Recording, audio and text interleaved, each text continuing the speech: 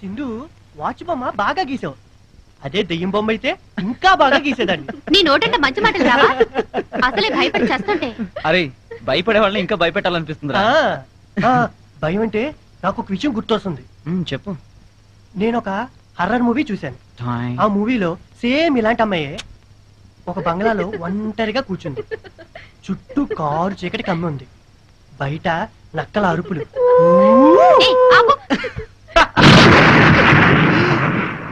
ఆకాశంలో దందాన్ని మెరుపులు. ఇంతలో కట్టెన్ మెల్లగా ఊగింది. అమ్మాయి మెల్లగా దగ్గరికి వెళ్ళి కట్టెన్ తెరిచింది. అక్కడేం లేదు. అమ్మయ్యా అనుకుంది. ఇంతలో సడన్ గా కిటికీ దమ్మని తెరిచి